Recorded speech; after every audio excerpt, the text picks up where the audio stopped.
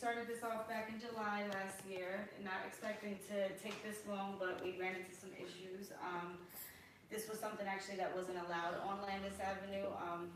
There was never tattoo parlors. There was some kind of like antique ordinance where they didn't allow tattoo parlors or anything like that. But Right. I actually seek to appeal, so got city council involved and had them and overturn the vote. So they came in here and they actually seen the place, and I guess that kind of swayed their their mind differently. They seen it wasn't just like your regular tattoo parlor or shop, like a biker shop or anything like that. So Right.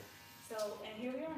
We had some run-ins, some problems, but we're about to open up this week and we're really excited. So yeah. Dope. You're listening live on Viral Hip Hop News. Sorry for that interruption. Right here, listening to the beautiful Vanessa, owner, half CEO of One Love Tattoo, 710 East Landis Avenue. She just gave her story on the grind of how this place had to get opened up. Just gives a little bit of just the struggle and a little bit of the grinds that y'all went through in opening up this beautiful art gallery that we will show y'all momentarily, Yes. and the things y'all had to go through in getting this to be the success that it is. Initially, when we got this place, it was like, okay, perfect. And then we get down the road, we get zoning applications involved. And it takes about a week, actually 6 weeks to get the application back that it was denied. So at this point, we had already invested money into the place, had already bought paintings. Angel had already started painting the walls and putting his artwork on the walls. So it was devastating, So, after investing all this money and then them telling us, no, you can't open it, it was just like a slap in the face. But I was able to research and, talk to some people and higher ups, and they recommended that, I appeal it. And because of, it was also not just a tattoo studio, but also an art gallery, they said that, we could possibly win it. So this is actually a history record thing, because there's never been a tattoo place on Landis Avenue. We're the first ones, and to be honest with you, they don't think they'll ever put another one on here. So that's big, that's major. So that was not even something that I was thinking about that was going to happen, but it just happened to come with that struggle. So it was kind of like a blessing in disguise. Right. But yeah. So after that, we we went through some stuff with health department. After we were able to get that vote overturned, health inspections came in here and they said that we had to build a new bathroom because the bathroom where it was not good. So that.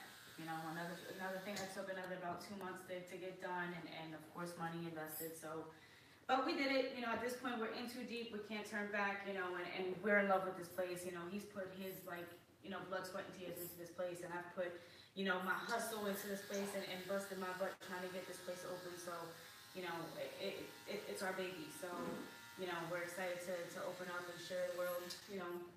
His beautiful artwork, and our minds put together, and what we combine to make one love.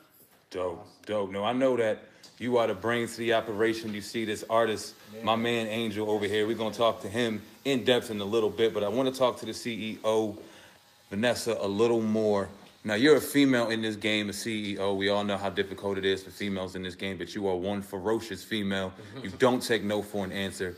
You have a beautiful, eclectic mind. So I want to talk to you a little bit and talk to you and ask you how it is a female in the tattoo game as a businesswoman when you conduct these business meetings and things like that. Are you taken for granted sometimes, and how do you feel you add up in the game, tattoo art gallery CEO as a female minority at that of color? Yes, absolutely. I mean, people don't think that, just because you're a female, and this is actually a male, dominant industry for the most part. Now there's starting to be more females in this industry and taking on, bigger roles. It is very difficult. I mean, people always doubt you, especially males. It's unfortunate, but you gotta keep fighting the struggle and keep doing it. And I'm like you said, I don't take no for an answer. I have the gift of gab, and I will get it done. Like at the end of the day, I try to do whatever I do to get it done, and that's exactly what I did. I put everything I could into. I went to these city council meetings, and I spoke for us, and made sure that they knew that that this was something different. I wanted them to look at the bigger picture, just like we do. It's just not just about tattoos, or this is a bigger thing. We have a bigger vision in mind. Putting art out there, helping maybe the community, bringing kids in, taking them off the street to come in here. Maybe Angel can teach them, or they can come in here and do sessions. There's so much. I have so much visions. We both have so much visions and bigger goals for this place than what you see. So, stay tuned for that stuff. But but yes, as a female, it's very difficult. But all I can tell you guys is, man, don't give up, man. And if you want something, if you really want something, you will make sure that you get it. And that's what I did here. I wanted this so bad, I could taste it, and I was not giving up. And no matter how much doors turned and closed and nobody said no, it was not going to happen. So Dope, dope. You're listening to the beautiful Vanessa, CEO of One Love Tattoo in our gallery, the one we are in right now. You see Brother Oh God, CEO of Hip Hop News Uncensored, live on his broadcast, the Uncensored Truth podcast, live at One Love Tattoo. We just went live and did a dope segment. We promised you we would come in and do a live tattoo and real hip hop session. We're going to get into the hip hop in a minute, but we're talking to Vanessa right now. Vanessa, you sitting here to the right of you, I believe, of the half CEO of One Love Tattoo, the artist, the dude that does the masterpieces. A lot of the artwork that you see here, we'll get into it. It was done by his hand. Brother Angel. Vanessa, talk about Angel for a second. My bad, I got you. Talk about Angel for a second. How y'all became friends. How y'all meet? Yeah, exactly. Y'all relationship and business relationship, things like that. Met years ago in school. He went to the high school, Sam, we went to the same school, Oakrest. Facts. He was there just for a couple months, so I knew him and I know his kid's mother. But we kind of like reunited again when I found out that he was tattooing, and I seen his artwork on another friend, and I was like amazed and taken back by it because I've never seen artwork like that here. And I did my research. I started kind of like stalking him on IG and checking out his work, and we started talking back and forth. I started commenting on his stuff, and then we became really close. I came in to get a tattoo. And after that, it was history. It was like, we became like the best of friends, and we have a lot in common, and our goals are very much alike. We have the same vision. So it was a no-brainer when he came with me to the idea and said, how about, we do this together and open up a shop, and then we thought about the idea of the gallery because I have a lot of friends that are in the art business, so I capitalized on that, and we made this happen, man, and it's awesome. Like, it really is. It's a good feeling right now to sit back and look back at all the struggles we went through, and tears, and the arguing, the bickering, and the time spent away from home, from family, and from all the stuff that you missed out on. But I just keep looking at the bigger picture. It'll be worth it for everybody as a whole. So. Dope. I couldn't attest to that more, and I know that when I've seen you on your IG promoting the tattoo in our gallery, I immediately got excited because I'm a tattoo head, as y'all all see the tattoos and things like that. And I was just immediately drawn to it, your grind and your hustle.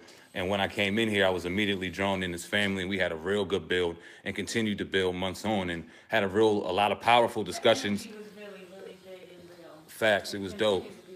Absolutely. Real recognizes real, and we definitely had that electricity early, and now we're building even bigger with the podcast and the art gallery. You see big things coming. You talked about Brother Angel. Let's talk to you, man. The man quietly just creating the masterpiece behind you. I know Brother Oh God had a couple questions, but real quick, y'all make sure y'all go up top and hit that like button on the Uncensored Truth podcast. Shout out to everyone out there. We're getting a real good vibe, real good response out there right now. Keep doing what you're doing out there, people. We appreciate you. But Angel, yeah, man, just to talk to you for a second, brother. You talk about your grind, man, as a tattoo artist, a minority tattoo artist in the genre where you obviously don't see too many minority tattoo artists being successful. Talk about your grind and your beginnings as a tattoo artist and how you started in this game, bro. How I started in this game, I wasn't even planning to be a tattoo artist. I actually wanted to work for Disney, but, bad choices led me to do other things. So, somebody a long time ago told me that if I was ever a tattoo artist, that they would get tattooed by me.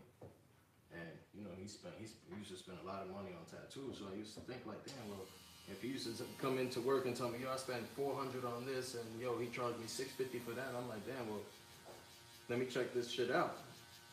And I looked into it, bought a couple of machines. Started practicing on myself and everything, and then started looking for an apprenticeship. Found one, got my apprenticeship, started working in different spots, and here I am. Dope. I love it. Dope, man. And it's dope to have your own, and we talk about that a lot. We'll get into that a little bit later on in the conversation because we're going to be here for a while, man. We got a real good conversation building up for y'all right now on the Uncensored Truth podcast, live at One Love Tattoo, 710 East Landis Ave. Make sure y'all get y'all appointments in the book now. We'll get y'all an official phone number before we get out of here. But this is appointment only. This brother does phenomenal artwork. You'll see why in a minute. Don't call him for none of that nonsense, none of the tribal tattoos or anything you're looking for on the wall. You won't find us here. This is artwork. You feel me in the building. But yeah, man, let's talk about, like I said, your grind in the tattoo game, man. It had to be some hardships going on. Let's get into after your entrepreneurship and moving on. Let's get into that a little bit. Why don't you talk about some of the hardships? The hardships? Facts. Yeah, that's hard, man. It is hard, man. Especially when you're like, when you get looked at differently. You know what I'm saying? A lot of people want to get tattooed, and when they go into the tattoo shops, they think of a tattoo artist having a ponytail, you know, leather jacket, smelling like armpits type shit, you know what I'm saying? And then when they see me, they don't think that I can tat, you know what I mean? And they're like, oh, you do the tattoos? That's cool, man. I want to go to him. And then, you know, little by little, it starts to unveil. Right. You know what I mean? When people decide to try me out, you know what I mean? The truth shows itself. Yeah, man, and I'm not saying that I'm the best tattoo artist in the world, but I'm definitely somebody to look at it, you know what I mean? Facts. I mean, you worked on my back, and we'll show the before and afters on that. I mean, I walked in here, and let me tell you, this brother had a project on his hand, because I literally had a crackhead. I'm gonna keep it a buck with you. I had a crackhead tattoo on my back, and you'll see it, and y'all can climb me all y'all want in the comment section. Memphis, stand up. Memphis is in the building right now. Shout out to Memphis. Wax Dog, what's up? You in the building. Shout out to you, brother. But yeah, man, you had a project on you, and the thing that you created was an absolute masterpiece. Man, you should be rewarded and just congratulated in that. I can't wait to show it off. But I got a front piece I'm about to do. Y'all ain't gonna see that yet. But man, I want to leave the floor to you. Talk about the business, man, and the struggles and just opening up your business as an owner in a place where they don't really, you know what I mean, accept this kind of business in this area, especially as a minority, man. Talk about your struggles in building this business. Like I said, a lot of people expect different from the tattoo shop. They don't expect the tattoo shop to, you know, have, graffiti. You know what I mean? And they don't expect, you know, tattoo artists to come in wearing Jordans and having earrings and big chains and stuff like that. Like, we look like rappers type shit. And that's it, man. Like, I just never converted. I always stayed myself. I always stayed just true to basically my individuality, I guess. And I never changed. Word. I just, you know what I mean? I just like to spew out my artistry, and that's it, man. Dope. If you like my work, if you like it, you like it. And if you don't, then keep it moving, man. That's it. Well, y'all have to be tripping if you didn't like the artwork. Like I said, man, he does phenomenal work. Yeah. You see the artwork on the back right now, Bob Marley, you know what I'm saying, Morgan Freeman, to name a few. Got Hendrix over here, beautiful skyline of Puerto Rico. The list goes on and on, man. Walk down a little bit before we get into this hip-hop conversation. You see this beautiful piece of artwork right here. Our backdrop of the Uncensored Truth podcast this evening. Dope work. Dope work. But yeah, man, we in the building.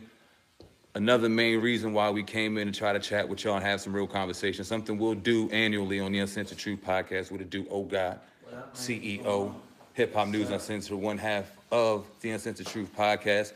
But yeah, why don't y'all talk about a little bit some of the hip hop, rap, R&B, just some of the entertainment that y'all had come through here and get blessed at One Love Tattoo. Some of the major business moves Vanessa, the CEO, Giselle De Blanco, got going on up in the building right now. Big moves happening over here, man. Why don't y'all get into it?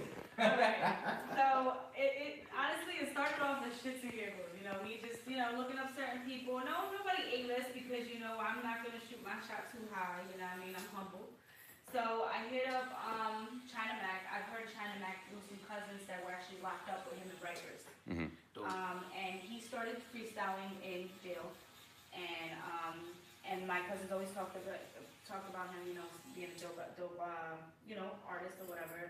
Came out, started doing his thing, and I hit him up, and I just want, just like, hey, listen, we're opening up a shop. Would you like to come in and get some ink? You know what I mean? Give you VIP treatment. It'll be your shop for the day. Hit me back and said no problem, and actually came back like 2-3 weeks after I hit him up. Came down with his squad, his Red Money Gang squad, and And they came in here and they showed us love, and he got tattooed, dope piece on his chest, got something covered up. And it's funny because after that we've been staying friends. You know, we actually been up there, tattooed his assistant. He's taken us out to eat. We've tattooed him, at his place in the studio. He actually has a studio where Jam Master Jay was murdered at. Oh yeah, okay. Yeah, that's his studio. And was it Queens? Yeah, Merrick Avenue. Yeah. So that's a dope. That was the first one. I'm grateful to him. I really am, because he started the movement for me to start hitting other people up, and it kind of like boost my confidence to start saying like, hey, well, let me hit this person up. And the next person I hit up was Phil Hunted. He's from Piscataway, New Jersey. He's a dope artist from Jersey, and he actually is real big out in the West Side, actually, the West Coast. Okay. But his music is dope. You guys gotta check him out. My friend that I work with, actually, her cousin is his partner in the records, and she got me the hookups for her cousin. I told him, I said, hey, can you come in and get a tattoo, just shout out. Came in, got his album cover, right? His album cover, Before the Love, yeah, which is a dope album. Came in here and showed us a lot of love, and he's planning on coming back too. That was dope. And then I had literally this was probably the most unexpected response that I got back was Benny the Butcher. Dope. That was just, I literally, you guys want the funny part of the story is I hit him up because he put up on his story that he wrote his first backwood. So when I seen it, I said, not bad for a first time role. So he hit me back and said, he was like, thanks. I took it as, this is my opportunity. I'm shooting my shot. Fuck everything else. I'm shooting my shot. There you go. And I said, hey, listen, what's up? I have a proposition for you. Just like that. He said, shoot, what's up? I told him, I said, hey, listen, I'm opening up a shop in Jersey. I know you're from Buffalo, but, I know you do a lot of traveling. I said, you come in with your squad. We'll take care of you. We'll have snacks, drinks. We'll hold it down. The whole place is yours for the day. He actually hit me right back and was like, sure, no problem. Then he started sending me ideas of what he wanted. And then he was doing a show down in Maryland, and on his way back up to Maryland, he came like 20 deep with, the Black Soprano family, El Camino, and showed us mad love, it was a dope, that was an epic night. And he's a real humble dude, probably one of my favorite like lyrical rappers right now. Like, he's dope, you guys gotta check him out. And then after that, my sister, it's funny how connections is a wonderful thing, and knowing a lot of people is a wonderful thing, guys, because my sister works for a chiro. She's a chiropractic assistant, and she works for chiro. I don't know if you guys heard of Danny Devastation. Danny Devastation is female MC. She's lyrical. My twin. Lyrical. She's so lyrical. Freestyle. She's crazy with it. So she actually used to go to my sister to, to the doctor to get adjusted, and that's how I found out about her. That's how I started knowing about her, started following her. Came across her manager one day. He started following me. I hit him up, and on the strength, like, hey, listen, I really want to meet Danny. Can you get her to come in here? She came in here. She didn't get tatted the first time. She just came in, checked out the place, showed us some love, and then decided she loved it so much that she decided she wanted to shoot her first big mainstream video. I Love You in One Love, and that was hella dope. She came back weeks later. Our boy Dada, Dada was great. He shot the video, and he's dope. So it came out to be great. That should be released soon, a couple weeks, mainstream. It's gonna be on everywhere, so you guys should check that out because that was a really dope video. Visuals are awesome, and the song is a really great message, so you guys should check that out. But and yeah, Danny's definitely going to be coming back. We're planning on doing a big grand opening event, like in July, and Danny would like to perform at that, so we'll keep you guys posted on that. That's going to be dope because I'm probably going to try to get all the artists that already been in here to come back to that, and come show us some love then. And I'll keep you guys posted on that, and backstage and everything. So yeah, that smells like something the Uncensored podcast need to be live, going live that year. That smells like something we need to go live at. You understand? Shout out to China Mac. Shout out to Danny Devastation. Conway, you already know everyone that y'all named. day. Make sure you drop a tag on there so they can stay tuned to the Uncensored Truth Podcast, Viral Hip Hop News. Hip Hop News Uncensored. We are live here, 710 East Landis Avenue. One Love Tattoo. You hear us talking about it all the time, but we're finally in the building. You see the artwork in front of you. Vanessa dropping dimes, dropping knowledge about the grind and how we got open. Angel doing artwork. The silent assassin getting busy in the game. Man, Angel, I want to ask you, bro, how was it tattooing some of these rap artists in the game and being as humble as you are? Because you obviously, you can hear in your talk that you're a very just humble dude. You're about your work, quietly just making millions and doing what you got to do, bro. You understand what I'm saying? Yeah. Humbly, you understand? We're going to speak this shit into existence right here, you heard? And don't get it twisted, man. I know all the naysayers out there, well, why he tattooing in the hallway? Well, please believe and understand this is the only access we have right now. They got grand opening things going on. We're not allowed to go back there. CEO shit going on. So they were gracious enough to bring it out here, set up the way they need to. We definitely appreciate it. Make sure y'all go up top, hit that like button. Wherever y'all watching out here right now on the Uncensored Truth Podcast, live on Viral Hip Hop News. Shout out your cities, your zip codes, that we can tell and show the love right here to One Love Tattoo. Oh, God, I don't know if you have any questions, bro, but go ahead and punch them out there. What's good? Yeah, man, I'm going to ask both of y'all kind of a question, but what's going on, man? What's going on? You know, first Angel, man, I remember we was talking the last time. I think you was, you from Hawaii, right? That's one of the places you I'm half. You half, okay. I'm Puerto Rican and Hawaiian. Okay. I want you to talk about your time there, and because when you look at graffiti, what y'all do? That was more of like the youngest, like the type deal, the Hawaiian stuff. I mean, I grew up more in New York. That's why it stuck more with the graffiti. Cool. Yeah. This is what I'm saying about the graffiti part. Yeah. It's a important part of hip hop. About the components of hip hop, people doing the graffiti and everything. Like, what is your ultimate goal? Both of y'all could probably answer this. Because I was going to ask Vanessa. I was going to ask her. What. Why did they start the business? But she answered me before I could ask it. I mean, what is y'all ultimate goal? Together as coming together. Because it's kind of odd to see a man and a woman partnership. Not to say that it doesn't happen. But what is your ultimate goal? In this city of Vineland? What are y'all trying to accomplish? Together as a business entity in this city. Well, actually, Vineland is the biggest city in New Jersey for people who don't know that. Mm-hmm. So, and it actually was in the past, it was really big on art, and somehow, some way, art got taken out of the city of Vineland. So now I wanted to bring that aspect of art back to Vineland. I feel like there's so much potential in Vineland as a city. There's so much minority, so much diversity here, and I think that's what I love the most about Vineland is, everywhere you go, there's a different colored person, and that's the best thing about it. Is it's not just everybody gets along, everybody talks to each other. It's crazy how a couple of miles in towns can change so much, because where I live, it's not quite like it is here. So I dig that. I think that's dope. And definitely just want to, bring art back into the limelight out here, And not just any kind of art. I like street art, I'm with the street art. There's so much elegance in street art, and people fail to see that, I find beauty in graffiti. I find beauty in all these pieces in here. They may not be your Vincent Van Goghs or Mona Lisas, but to me, this is priceless to me.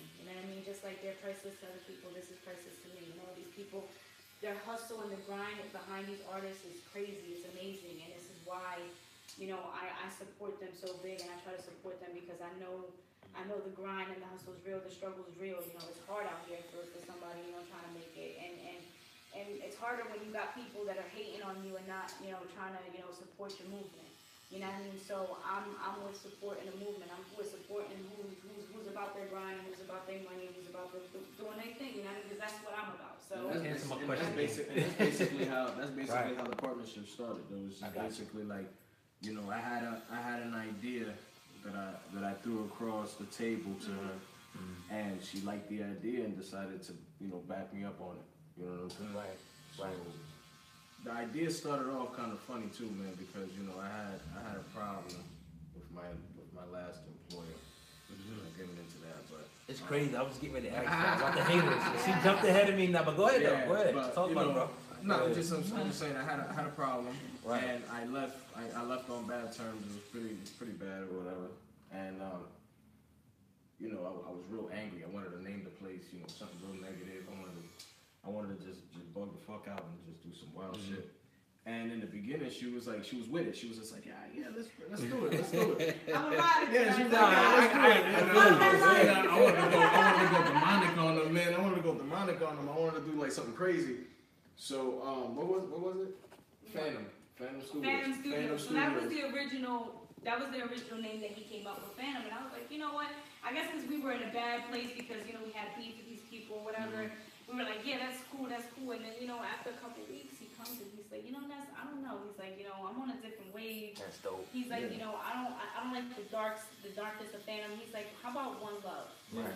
And when he said it, it was just like, boom, click, done. Like, you don't say no more. You know what I mean? That's a done deal. So it's a winner. There's no yeah, doubt. absolutely. And I feel like I'm so glad that we changed it because I feel like One Love fits its place perfectly. It's absolutely. And what's crazy is that I came across that name through sitting down and smoking one time. You know what I'm saying? I was chilling one day. I was inspired. You know what I'm saying? I was chilling at where was I? I was in my apartment, and I was packing up some stuff, and you know, I was going back and forth. I was moving out of my apartment, and I had a rotation playing on Pandora, and all of a sudden I hear Ice Cream, Ice Cream, and you hear Method Man at the end, and he's like, you know, One Love for my Puerto Ricans for calling me. So I'm like, oh shit, One Love. I remember I used to say that, man. Later on, a couple minutes later, I hear Bob Marley come on, One Love, and I'm like, One Love. I'm like, I hear that shit again. A couple minutes later, a couple songs play. Then LL Cool J comes on. He has a joint, you know, Peace of Love, you know, One Love to this. And I'm like, what the fuck? It's dope. Last bit, right? Nas. One Love. And I was like, yo, called her. I was like, yo, Kikibani, we gonna name this shit. That's One the winner, Love. hell yeah. That's the name of the fucking place, man. That's what we're gonna do. And after that, our whole aspect of that negativity and that bad vibe just went out the window, and it's just like we focused all that bad energy into putting it into this place, into making it, you know what I mean, a better place, you know what I mean? So that you know, that pretty much broke it down. He was in a bad spot, so was I, because I was just pissed at the whole situation that he went through, you know what I mean? But we turned nothing into something, and you know, I couldn't be prouder, I couldn't be happier of the partner that I picked, because I mean, this is a dynamic duo situation, once in a lifetime type thing. You don't get these type of partnerships that often, like you said. You don't see male and female very often. We happen to mesh well, you know what I mean? I back his vision 150%, and he backs my hustle 150%. That vision and that hustle happen to just make this beautiful thing. Dope. And it's glad that y'all leave the haters exactly where the fuck they deserve, under a bridge, rotten, upset, and stanking like a fucking troll that they ultimately are in 2018. You understand what I'm saying to you? I'm over here, I go by Five Mouth Angel and shit. I'm over here trying to like not curse, because, you know, I'm thinking. This is an Uncensored True Podcast, goddammit. You do what you say what you gotta do. You see, man? Y'all say what y'all gotta do. I'm trying to be nice and shit. I mean, if there's anybody in the Bible section of the Uncensored True Podcast that's thinking we saying something vulgar, y'all let me know, please. But understand, this is we from a Def Jam area. You understand what I'm saying? We don't do that sugarcoat shit. You heard?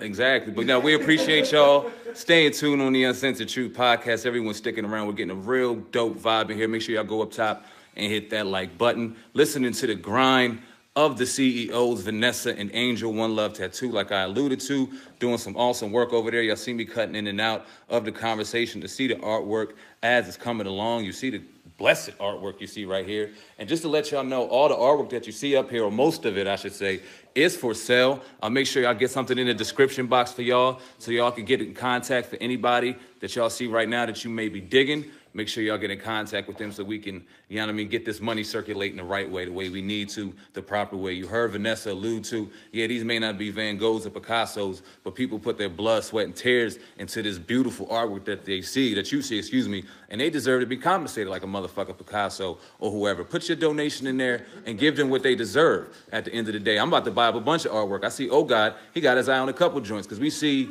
the vision and we see that, you know what I mean? Facts. He was our, matter of fact, shout out to, he was our first buyer. Oh God. Jay-Z inspired him to do that. You know what I mean? Buying Picasso's shit. what I'm saying? I would love the Prince picture. Somebody already, Cecilia Melton. Shout out to you, baby. She wants the Prince picture right here. I'll give you one. Vanessa, who's the artist right here? Who did this? This is her name. I know her Instagram. Her name is Philly Meek. She does really dope art. She did Prince, and she also did that cheetah and that African queen over there. That's one of my favorite, actually, guys. Check it out. So we'll make sure we get you your information, sweetheart, so we can get you, you know what I mean, involved with her. Definitely leave a description or leave a link in the description box, excuse me, so that we can go and get you that popping. We appreciate you, sister, most definitely. You see the artwork popping around here. We're about to have a dope conversation. You're welcome anytime. About to have a dope conversation about hip-hop, man. These people are real cultured and in-depth about hip-hop. I've known Vanessa for a long time, man. We go way back, so I already know her, you know what I mean, her culture and her game in hip-hop is second to none. And I've had some real deep conversations with my brother Ange on some real late nights this last couple of weeks, last couple of months, man. And I already know what his knowledge in the hip-hop game is. You see brother Oh God over here getting busy like the moguls we are. We appreciate you, everyone sticking around right now. We're on a 30-minute mark live right here on the Uncensored True Podcast. My brother Angel, Sister Vanessa, in here with the beautiful, what's your name? Say everybody for the camera. Jasmine, what's the do? We appreciate you sitting down and being patient with us. The shit hurts. Ain't no denying it. Ain't no need to lie. And she's sitting there holding like a G. I ain't putting her face on camera, I promise, cuz. Brutal, you heard? Brutal. We'll show you that. Facts. And it's funny you talk about the back piece because it all aligns with positivity and things like that. The first time we met, we had a real good conversation. And the first idea we had was you wanted to put the timepiece on my back, time waits for no one. Being the businessman that I am, we had that conversation and it sounded dope. I went and grabbed me some vegetable lo mein real quick. Shout out to the vegans. Shout out to, you know what I mean? We was in here, you know what I mean? Praising the Most High, brother. Needed some vegetable lo mein real quick. I come back. And he gives me this look, you know what I mean? And I'm already starting to know my brother Ames. He puts his hands over his lips, you know what I mean? And he gets this little thinking look, you feel me? And he said, you know what? I think we should change it up, brother. You just one of these righteous brothers, and I think we should just do Egypt. And the second he said it, I lost my fucking mind. I was like, you know what? That is perfect. I was just watching Pyramid documentary on Netflix. Like, I'm into this shit. I'm into the culture. What's up, bro? You know what, man? On some real shit. Like that night, I was telling Vanessa, you inspired me, man. Like all the talk that you came in. Definitely. You know what I mean? And it was real positive, and like the way that you presented yourself when you came in, it was different. You know what I mean? You don't see that a lot, and I respected you for that. So when you started talking a lot about like the vegan, you know, all the stuff that you was doing, you know, I actually listened to you. You know what I mean? And I was just like, yo, this dude is. I was like, yo, he's real, man. I was like, yo, he's straight. And then when you went to go pick up the vegetable lo mein, I was like, timepiece. I was like, come on, man. I was like, yo, he needs something a little bit more better than timepiece. Word. Like, let's do something crazier. And that's when I came up with the pyramids and, you know. What phenomenal. I can't wait to show y'all, man, because like I said, this dude ain't have an easy task at hand, and the shit that he did was unbelievable. And I'm going to be patient. I gave up on you, man. I'm sure you did, bro, and I ain't mad at you, man. I'm saying this ain't a private art gallery and private. Brother had to come out with some coin. I ain't about to put my money on it, but it costs to be a boss out here. And if you're going to come in here and get something done right, you got to pay a couple dollars. It's all right. Save up your income tax money. Do what you got to do or fucking wait. If you ain't in here trying to get your stuff done right and have the stuff on your body for the rest of your life looking like a masterpiece and you coming to the wrong place, go somewhere else on the avenue, wherever you live. This is the Uncensored Truth Podcast. Word up. Sandman, oh God, live at One Love Tattoo. We appreciate y'all so much for having us in here right now. You see the beautiful artwork. We already got this Prince piece sold. Shout out to whoever bought. I believe your name is Cecilia. I'm sorry if I messed that up. I got stuff running through here, but shout out to you. We're going to get the artist name in the description box as soon as I'm done cutting this video up. We appreciate you. Let's talk a little bit about hip-hop, man. Let's get into hip-hop. Hip-hop today, as it stands. Cecilia, I got it right. Hip-hop today, as it stands. Now, we are all bred from the 80s, born and raised in the 90s. I don't know how old you are, baby. You look like you're a 90s baby, but we'll talk about that later. No, she was 88. 88, you know what, close enough. Round up. Round up. 80, yeah, I mean, 83, 84, 85 in the building. She with us, yeah, 80s building. She's still around. Right. Facts. Still one of the real ones. Word is bone. Talk about hip-hop, man, where it is today, where it's been. What do you think about hip-hop? Let's just ask for the wish. Either one, take the floor. Hip hop now, to me, me right now, I'm big on hip hop. You know, I grew up listening to I'm Matter of not fact, your hip hop average. I'm not. influences my artwork. Yeah. You see that? Yeah, he definitely goes off hip hop because that's all. Yeah, that's all I listen to. So all the paintings that you see in here, I was listening to something. Yeah. See that? Or Marley because he's. Oh yeah, I'm a big Bob Marley fan. Yeah, but I look at hip hop now. Like I grew up listening to NWA, Wu-Tang. You know what I mean? I like Rakim. Kara's one of my favorite MC. I like to listen to hardcore stuff, so I always gravitate towards that type of music, no matter the era. But nowadays, I feel like now I listen to music on radio, and I feel like I listen to a beat. I bop my head to a beat because I don't. First of all, you can't understand what the fuck they're saying. That's first of all. That's one. Second, I mean, if you do understand it, you're really sitting there trying to break the words down to see what the fuck they really mean because there's nothing that's no knowledge. It's not. You're not telling me a story. You're not doing anything. Hip hop is about storytelling, man, and I miss that. I miss that aspect of hip hop so much because I feel like we don't have that enough. J. Cole just dropped his shit. KOD, that was fucking amazing. You know what I mean?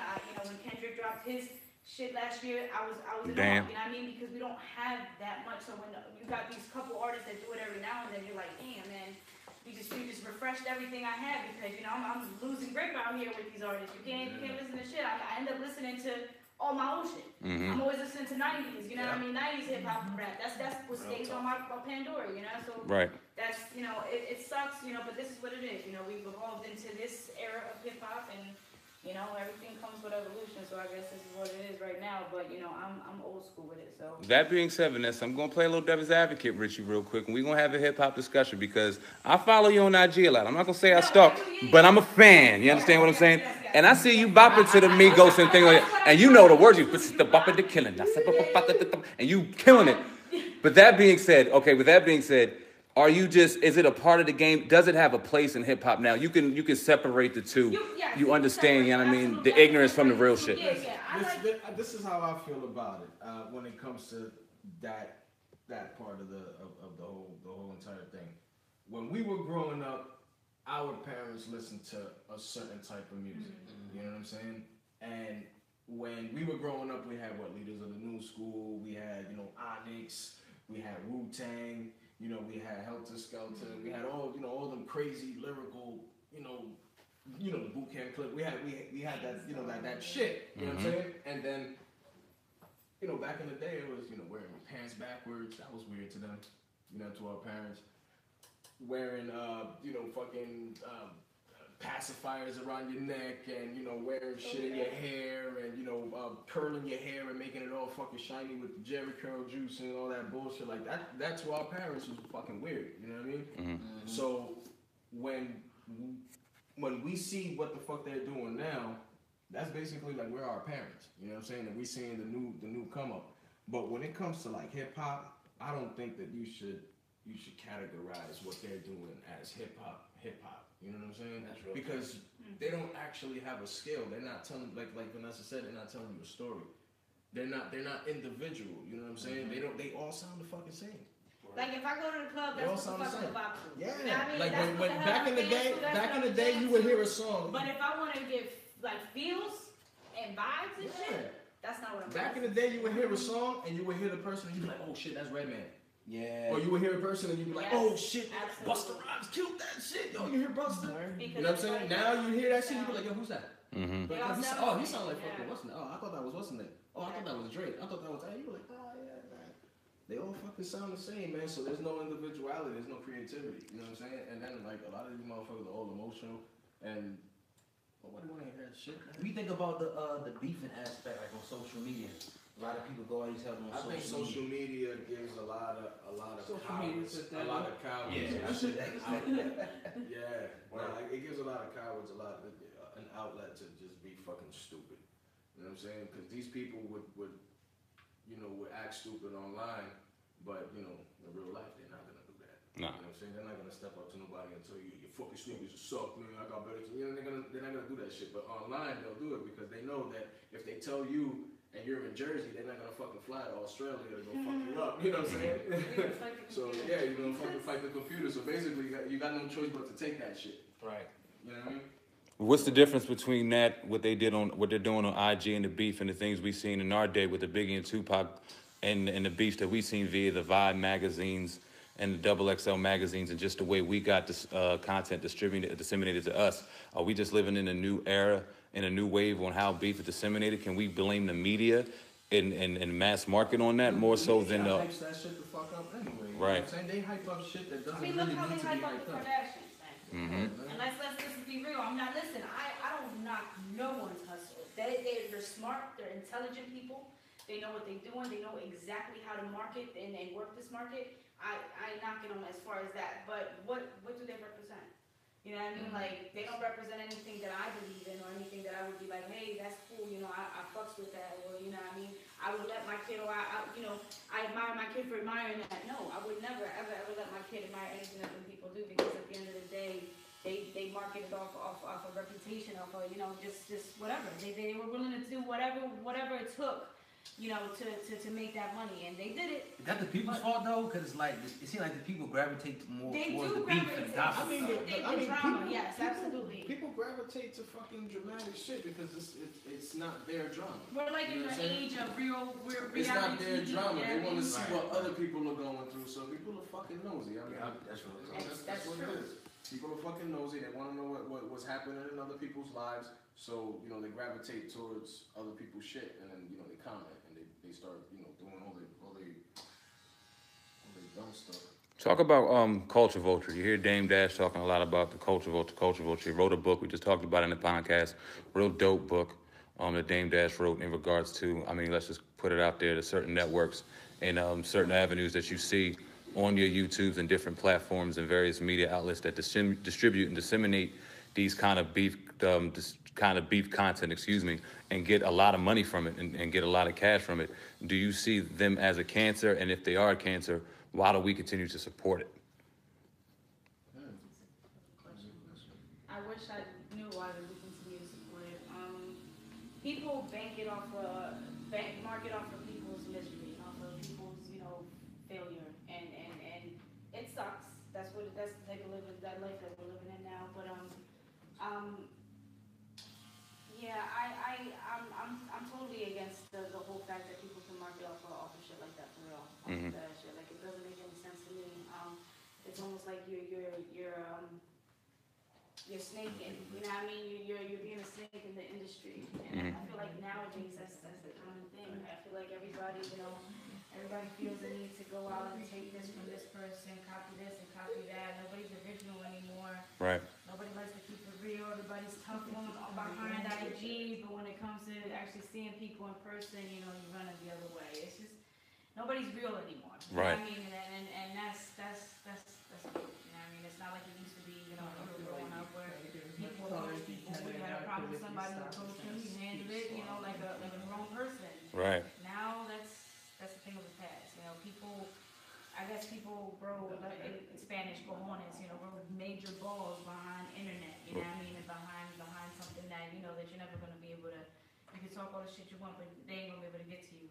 Because they don't even know where you're at, they don't know nothing, you know what I mean? So it's just, it's stupid, it's retarded, and unfortunately stupid shit like that is getting, you know, our kids killed out here, you know what I mean? And it sucks, you know what I mean? But that's a whole other subject. Angel, I want to ask you about cause I remember you come up in the '90s, so Yeah. remember how like you know New York had hip hop and then how the South kind of took it. Why you think that? Why you think it is that you know what I mean? The South took hip hop from New York. What's up with that? Cause you from New York. So. Yeah. You know why? Because New York started getting fucking soft at a point, man. They started getting too cocky, you know. People started falling back. And you know, Puff and Mace used to talk about the South a lot. So like around the era that I grew up in, you know, we had Biggie that's always talking about Brooklyn, you know what I'm saying? We had you know, a bunch of people always talking about their boroughs. And then once Biggie passed away, God rest his soul, you know, Puff is always, you know, I smoke my shit in Atlanta this, and, you know, going down south, and we're going to here, and then, you know, he's collaborating with Jermaine Dupri. Jermaine Dupri wasn't even really that popping at that time, you know what I'm saying? Then, you know, then all of a sudden, you know, Jay-Z does his joint with Jermaine, and then, oh, okay, we're gonna do that South shit. And then, you know, the hi-hat shit started floating. And then, you know, fucking Hot Boys started popping up, and then that's when you started hearing about Juvenile, and, you know, and then you know what really brought that shit up was those late night videos on BET. Okay. Remember those late night videos on BET? BT Uncut. Uncut, exactly. Yes, They used I to bring do. all them underground shits, them underground joints. So, you know, that's where you used to see all them like homemade fucking videos. And that's where Ha came from, and you know, Master P when he would put his shit out there, so you know they would pay for that stuff, and that's how that shit came about, man. And then people started just gravitating towards the sound because the sound was different, so they were like, "Yo, let me try the New York sound on this shit." And but with that being said, though, do you think because when they got hip hop, like we kind of known them, because the reason why we didn't really mess with the South. Because they had like the kind of like the mumble, you understand what they were saying. But that was kind of slow. To keep it real, but even though they not, but they had a lot of good. Yeah, they had a lot of good stuff. They had a lot of good stuff. Like, I mean, Outkast was crazy. Definitely. Outkast was crazy. You know, saying everything they were saying, and you know, like Goody Mob was crazy. To a certain point, Field Mob. Who else? 3-6 Mafia. 3-6 Mafia. Yeah, like people like that, and then like you know. Then it just started turning into the mumble rap and shit, man. Well, Fat Joe, what part of New York you from anyway? I'm from the Bronx. From the Bronx, okay. So Bronx. Fat Joe, you know what I mean? He was one of the first people, and God rest his soul, Big Pun, one of my favorite rappers. Facts. He's actually Amen. Mine too. One of my favorites. Fat Joe was one of the first people who started dealing with the South too. Huh? Fat Joe was one of the first people who started fucking with Khaled and all that shit. Yeah, man, messing with Khaled. But yeah, I mean, you know, down south it was. I mean, they got a dope sound. They got a dope sound, but like when you think of hip hop, I think of all that shit differently, man. Like when I think of hip hop, I think of the boom bap. Yeah, me too. When you tell me rap, I think of all of rap genres in general. I think of like down south shit. I think of, you know, Midwest shit. I think of, you know, East Coast, West Coast, whatever. When you tell me hip hop, I think of New York. That's where it originated. You know what I'm saying? But now it's like everywhere, you know. Yeah, it's everywhere. But I'm saying, but like I think of the boom bap though. Right. I think of like you know, like lyrical shit. I think of like you telling a story. I think of like you know, Mona Lisa. You know, Slick Rick. I think of, you know, KRS-One. Right. I think of Wu-Tang. I think of, you know, and anybody telling a story. Nas. You know, the Firm. I think of, you know, Capone, Noriega. I think of all that shit. Speaking of Nas, though, we're gonna jump around all type of hip hop stuff. I'm saying. Who do you think won that battle? Let's get into that. Jay-Z and Nas battle, because you know we had a discussion on it. You know what I mean? Even though it's kind of at this point, I mean, it's so old, but still, I mean, it's always a good discussion. Yeah. You know what I mean? It's what happened. I mean, I picked Jay-Z. I'm a little biased. You a Jay fan? Yeah, all day long. Who do you think? You know, being from you know, one of the boroughs, how would take us back to that time, man? You know what? And I was around that time. I think I was like 17 years old, man. So like 17 or 18. I was hype. I liked Jay, but Jay on his track was too flashy. You know what I'm saying? He was like more poking fun at him. You know what I'm saying? You know, just fucking with him and shit. You know what I mean? Like, I don't think that Jay really put his potential out there. Like, what he did was just set it off for Nas to fucking come and just destroy him lyrically. Because Nas didn't stop. Nas just kept on going. He had lyrics after lyrics after lyrics, just killing him throughout the whole song. The whole song from beginning to end was about Jay. You know what I'm saying?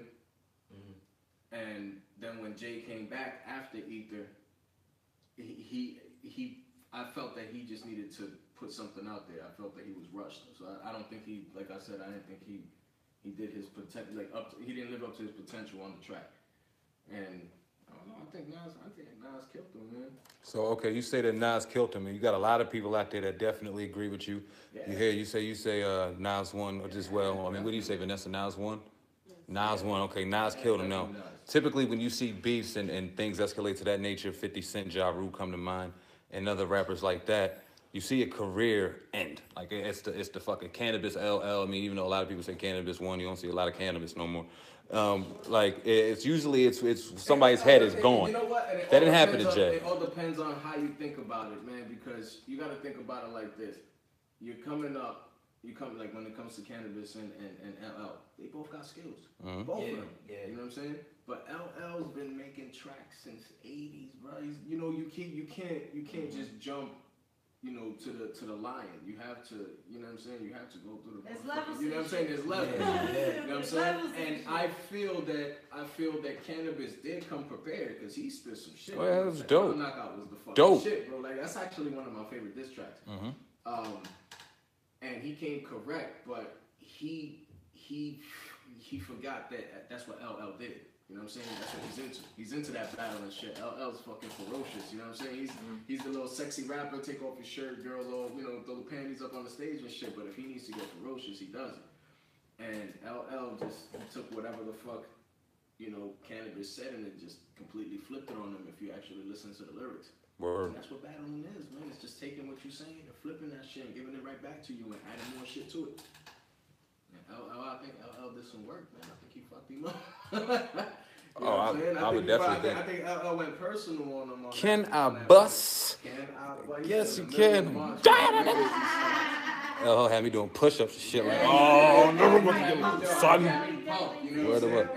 And like when it came to like the Ja Rule and like 50 Cent beef, like that was a fun beef actually because it was just like they were both kind of like fucking with each other until it got serious. But and then when it was serious, 50 was just still fucking with him. You know what I'm saying? So it was like it was funny to watch. Fucking with him, but he also fucked up his wallet and tore up his bank account. You know what I mean? A lot happened with Ja Rule, with 50 poking fun. You know what I mean? And that being said, you don't see that happening to Jay. You know what I mean? You didn't see that happen to Jay in their beef. You seen Jay even kind of just become the mogul and stuff and graduate to where he was. So I mean, let's talk about the poking fun. Did he poke fun because he always seen the grander scheme of things? Do you think that beef was a little fabricated in order just to get Jay-Z Nas? In order just to get Nas a claim to fame? Because we see later they pieced it up. You know what I mean? You just said Jay-Z wasn't really ever taking it that serious. Nas had the feelings a little more, which made him the winner in that round. I think the fight won, Jay-Z won the ultimate fight. But what would you think about that? I mean, I felt that, you know, a lot of people compared Nas and Jay, you know what I'm saying, and Big. You know what I mean? Who's the best MC, Biggie, Jay-Z, or Nas? And once Biggie died, you know, Jay needed to take that platform. And he wanted to step up. You know, Big was his brother. And Nas was doing his thing at the time. You know what I'm saying? Jay was coming out, and Nas, you know, he had the It Was Written, you know, coming out, and then, you know, around that time, Jay was coming out with his Reasonable Doubt album, wasn't he? Mm-hmm. And you know, like he needed to take that platform. He needed to, you know, he needed to show up. He needed to, you know, take the stand and try to do his thing and shit. And that's basically what happened, man. You know what I mean? He was tired of getting compared. You know, oh yeah, Nas is joint. Oh yeah, you know, Jay's joint. Oh yeah, Nas. And I feel that, you know, he had a small beef with somebody from Queens already, which was Prodigy at the time. Mm-hmm. You know, also God rest his soul. Peace to Prodigy, absolutely. And, you know, he just needed to address everybody from Queens because, you know, once you address somebody from Queens, they all gonna jump on you anyway, right? Word. So, yeah, fuck it. And we having some real good and healthy conversation, hip-hop conversation, real hip-hop in the building. Here live on the Uncensored True Podcast, live Sandman, Oh God, Viral Hip-Hop News. Hip-hop news Uncensored in the building. We're almost clicking on an hour strong. It don't feel like that. We're in here building. We will do this often. We will be in here getting this strong building and conversation on, man. This was awesome to do.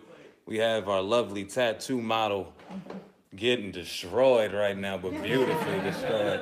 Beautifully destroyed. We see a jack-o'-lantern getting popping. She has the artwork going on. Yes, indeed. Let's get a little bit of the artwork going on. You want to describe the Angels? This your work right here, family? Yeah, man. I want to talk about it real quick, man. Yeah, I met Jazz. Like I said, we linked back up because I seen Jazz. I got into an accident and Jazz was working at the Cairo. Word. And she was telling me how she wanted a Halloween sleeve and she wanted it to be like kind of goofy, spooky, but at the same time, like, you know, she wanted it to be colorful. So right. You know, I designed a little something for her, and that's how we started that joint. Like what, 2 years ago? 2 years ago. About 2 years ago.